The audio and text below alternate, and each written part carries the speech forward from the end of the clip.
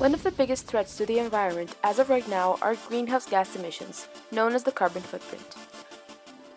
Amongst the biggest emissioners is the transport of goods, commonly known as freight. A scientific study of the European Union estimates that shipping could be responsible for 17% of global carbon dioxide emissions by 2050 if left unregulated. Since 1990, emissions of greenhouse gases caused by shipping grew 70%.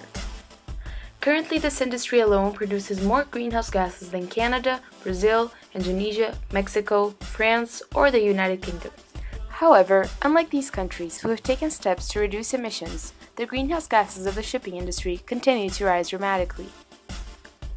A report by Yale University affirms that there are introductions to standards on individual ships starting in 2019, reducing emissions per ton of cargo. However, the International Maritime Organization does not seem to bring changes to existing shipping or the industry's overall emissions, fearing it would damage economic growth.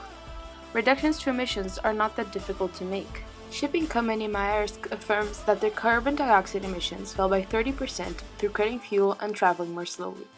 Furthermore, the International Chamber of Shipping suggests that better designed engines, hulls, and propellers have the potential of cutting emissions by another 20%.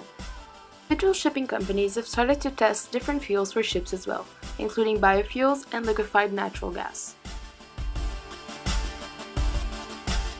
It is important to observe that besides the carbon footprint that shipping contributes itself, it also has an important role in carbon emission by contributing to the growth of other industries as well. One of the primary ones we can analyze is the meat industry.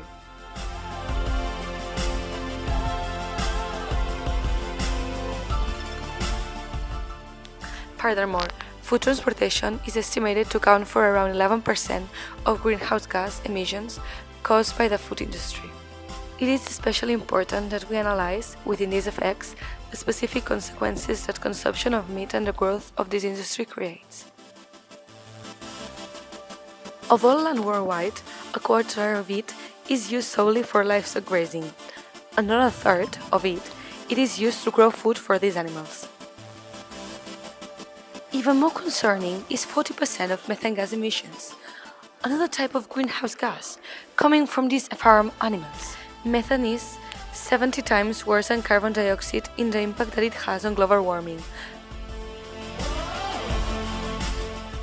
Paying special attention to our eating habits is a good way to decrease the immense amount of emission of carbon dioxide and other greenhouse gases.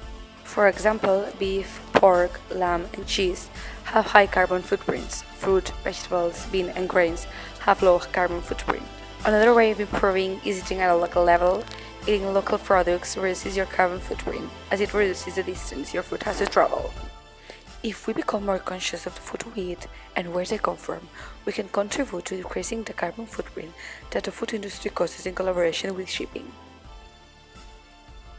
Furthermore, the expansion of soybean plantation, mostly used to feed livestock, is often at the expense of valuable forest, contributing to the process of deforestation. Deforestation is the practice of cutting down forests for various different reasons, but it's fundamentally cutting down trees and leaving behind a vast open wasteland. Together, forestry and agriculture are responsible for 24% of greenhouse gas emissions, making deforestation a significant contributor to climate change. Deforestation impacts the amount of greenhouse gases in the atmosphere in two ways. First, when trees are felled, they release the carbon they are storing into the atmosphere. Second, trees play a critical role in absorbing the greenhouse gases that fuel global warming. Fewer forests mean larger amounts of greenhouse gases entering the atmosphere, and increased speed and severity of global warming.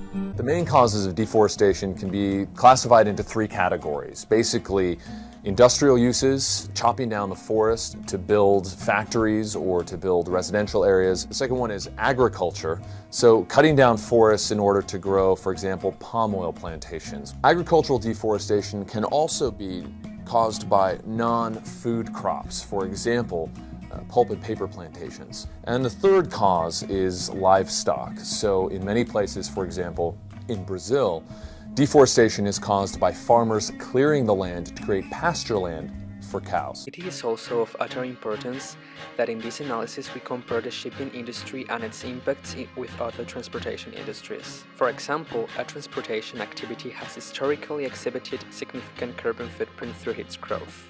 North America and Europe have grown at an average annual rate of 5.7% and 5% respectively over the last 20 years.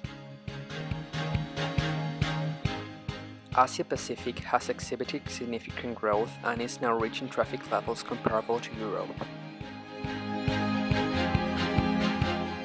Impressive growth has also been observed in the Middle East with 13% annual growth between 2000 and 2007. Air transportation activity is also considered a contributor to greenhouse gas emissions. Furthermore, future growth of this industry sector is likely to be accompanied with increasing emissions unless significant efficiency improvements and mitigating measures are implemented. Carbon dioxide emissions from air transportation are expected to increase significantly in nominal terms. The relative contribution of the aviation sector to the global anthropogenic carbon emissions is currently estimated about 3%. Still, there is potential for improvements and emission reductions. Similarly, the pollution effects resulting from the emission caused by road traffic are extensive. This is due to a significant number of factors like type of fuel used, age, and poor maintenance of vehicles. We can see the consequences of these emissions reflected in multiple ways.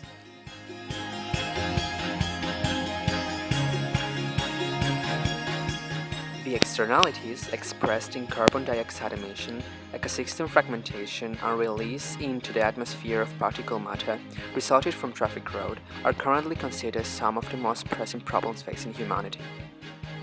However, as you can see from this graph, shipping is still our best option. Although it is not currently one of the biggest emissioners of carbon dioxide and other greenhouse gases, if we used other transportation methods such as air or traffic to transport as much cargo as we do with the shipping industry, our carbon footprint on the Earth as a society would be much worse. While it is hard to allocate the emissions of this industry to specific countries, it is important that international organizations, countries themselves, and companies involved in freight come up with negotiations and treaties that put specific regulation to these industries, aiming to reduce these emissions before the situation gets even more out of hand.